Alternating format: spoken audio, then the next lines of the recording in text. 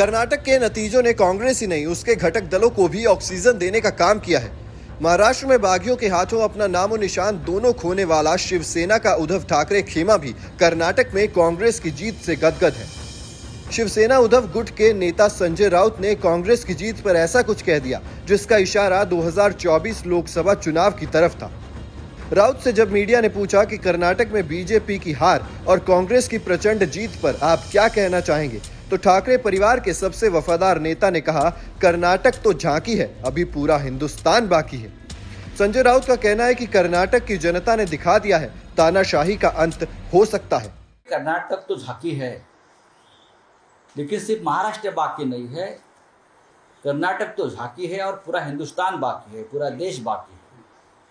कर्नाटक ने एक ऐसा दरवाज़ा खोल दिया है देश के लिए कि कर्नाटक की सामान्य जनता ने दिखाया है कि यहाँ की सामान्य जनता, देश की सामान्य जनता तानाशाही का पराभव कर सकती है, पराजित कर सकती है। जो 1978 में हो गया था, यही अब कर्नाटक से शुरुआत हो गई है। इसलिए हमने कर्नाटक की जनता का अभिनंदन किया।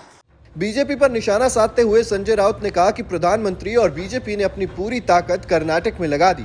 वो चुनाव में बजरंगबली तक को लेकर आ गए, लेकिन बजरंगबली कर्नाटक की जनता के साथ थे, कांग्रेस के साथ थे। देश के गृह मंत्री यहाँ तक कहने लगे कि अगर कर्नाटक में बीजेपी हार गई तो दंगे हो जाएंगे। कहाँ हुए दंगे? कर्नाटक शांत है, उत्सव मना रहा है। गृह मंत्री जनता को धमकियां दे रहे थे। बजरंगबली ने तो प्रचार में जरूर हिस्सा लिया, लेकिन उनका प्रचार रहा जनता के साथ। कांग्रेस जीत गई, उसका मतलब बजरंगबली बीजेपी के साथ नहीं था, बजरंगबली कांग्रेस के साथ रहा। प्रधानमंत्री मोदी जी ने बजरंगबली को लाया प्रचार में। हमारे गृह मंत्री बोल रहे थे अगर बीजेपी हार गई तो दंगे हो जाएंगे। कर्नाटक तो बहुत शांत है और खुश है, आनंद मना रहा है। कहाँ है दंगे? आप धमकियां दे रहे थे, आपका पूरा कैबिनेट वहाँ बैठा था। क्या हो गया?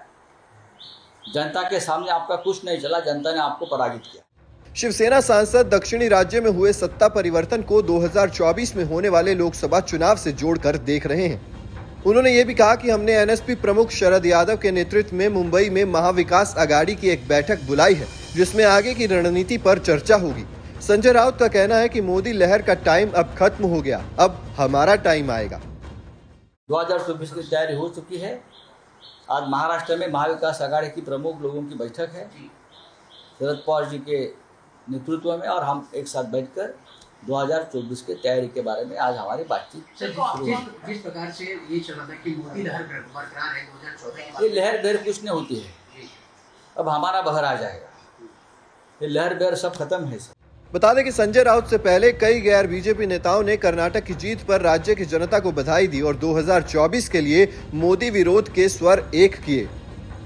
इस फेरिस्त में पश्चिम बंगाल की सीएम ममता बनर्जी का नाम भी है। ममता बनर्जी ने शनिवार को ही कर्नाटक के नतीजों के बाद किए अपने ट्वीट में लिखा, बदलाव के लिए कर्नाटक के लोगों ने जो निर्णायक मतदान किया है उसके लिए उन्हें सलाम। क्रूर अधिनायकवादी और बहुसंख्याधिक राजनीति की हार हुई है। जब लोग लोकतांत्रिक ताकतों को जिताना चाहते हैं तब कोई भी सेंट्रल डिजाइन उनकी सोच को दबा नहीं सकता। यही इस कहानी का संदेश है, इससे कल के लिए सबक लेना चाहिए। वहीं समाजवादी पार्टी के अध्यक्ष अखिलेश यादव ने ट्वीट किया, कर्नाटक का संदेश ये है कि भाजपा की नकारात्मक, सांप्रदायिक, भ्रष्टाचारी, महिला युवा विरोधी, सामाजिक बंटवारे, झूठे प्रचार वाली व्यक्तिवादी राजनीति का अंतकाल शुरू हो गया है। ये नए सकारात्मक भारत का महंगाई, बेरोजगारी, भ्रष्टाचार के खिलाफ सख्त जनादेश है। बता दें कि कर्नाटक में कांग्रेस पार्टी ने विधानसभा की 224 में से 135 सीटों पर जीत दर्ज की है, जबकि सत्ताधारी बीजेपी के खाते में मात्र 66 सीटें आई हैं। वहीं जेडीएस मात्र 19 सीटों पर सिमट गई है। कर्नाटक का सीएम कौन बनेगा, इस पर अभी फैसला नहीं हुआ है, लेकिन इस फेरिस्त में पूर्व सीएम सिद्धरमैया और प्रदेश कांग्रेस अध्यक्ष DK शिवकुमार का नाम सबसे आगे है। Team news nation digital.